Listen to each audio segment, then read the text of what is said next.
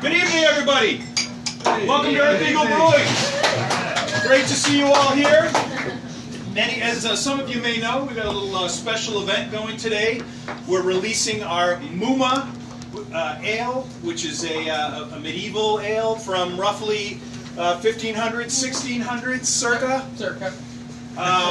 So we're going to tell you a little about it. Everyone should have a sample. We got a lot of crazy, for us to say crazy ingredients, that's a lot, right?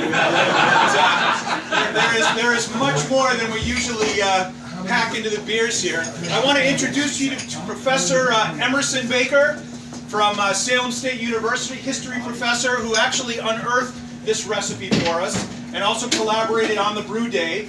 And he's gonna say a few syllables about it too. Thanks, Butch. This is about our third or fourth collaboration, and it's always a blast to work with Butch and Alex and the crew here. And it's a fun day to brew. And basically, no matter what crazy, wacky recipe we find, whatever's in it, I know that Butch is more than game. So my job is to find the really interesting recipes and then to turn it over to the maestro here for his inspiration and to give that modern twist on it. So we actually have like a full posting on this at the Earth Eagle blog, but just in brief, because I know you're much more interested in drinking beer than listening to us talk about 400-year-old beers. But this is kind of a real weird one. This is about the strangest one we found. First off, it's a knockoff beer, right? I mean, the original recipe, as far as we can tell, for a Mumme or Mumme is from Brunswick, Germany, in the late 1400s. And it sounds like, in the original incarnation, it's a really well-beloved and well-traveled beer, probably a Dunkel, a German dark beer, made by the Reinheitsgebot, the German purity laws. So it would have only had water and barley and hops, and back then, frankly, they didn't even understand yeast, right? However, it becomes so popular, it becomes one of the first international beers. It's shipped out of the Dutch ports into the Atlantic. It is apparently the first beer that is really shipped to India by the Dutch, which then had ports in India, in the Indian Ocean. And it's a high gravity ale to withstand those long trips overseas, much in the later tradition of the Baltic porters, the Russian imperial stouts, and of course the IPA is going to India as well too. So, like all things like this that are really popular, someone has to make a cheap knockoff. And in this case, we came up with, I actually have copies of this which I can pass around if people want to see the ingredients in the recipe. You'll have to put them away for the test later, though. Yes, exactly. There will be a quiz, so no notes for that. The English, I found it in this unusual book called Every Man His Own Gauger, which is sort of a guide to barrels and barrel sizes and things like that. And it also says, oh, by the way, there's some beer recipes in this too. And it includes in the 1690s here this recipe for the English version of Mumme. Now remember I said this is a Reinheitsgebot beer, it's got very little in it, out of the ordinary, but check the ingredients on this. To make 100 gallons, you must put 7 bushels of wheat malt, 1 bushel of oat malt, and 1 bushel, that sounds pretty good, but next, 1 bushel of ground beans. Being brewed according to the method of beer and ale, you are to tun it when it is sufficiently wrought into your cask, the same being well seasoned, and then put into the cask when working the tops of fir and birch. We had to wait till spring to make this because we had to get local spruce tops and birch tops. 1 pound each, 3 handfuls of Cardus benedictus, dried flowers of Rosa solis, a handful of betony marjoram, pennyroyal, flowers of the elder and thyme, 1 each a handful of seeds of cardamom, and barberries bruised of each 2 ounces. When the liquor is wrought up with herbs, fill it with remaining cask with liquor.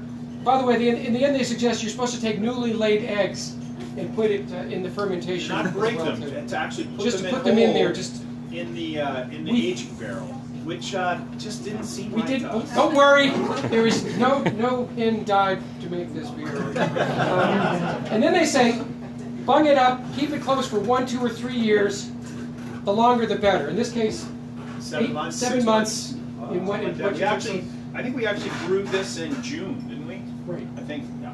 So, I mean, I think the one thing, I'll turn it over to Butch to say what's actually in this one, but it reminds me a little bit of the way we do imitations of foreign things, So, Sometimes my daughter likes to try to drag me to Taco Bell, where they claim they have Mexican food.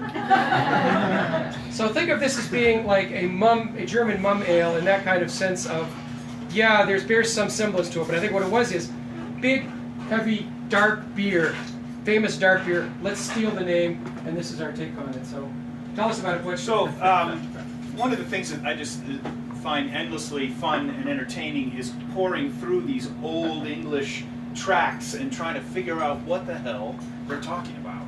And I think we did a pretty good job in sort of translating it into sort of usable steps.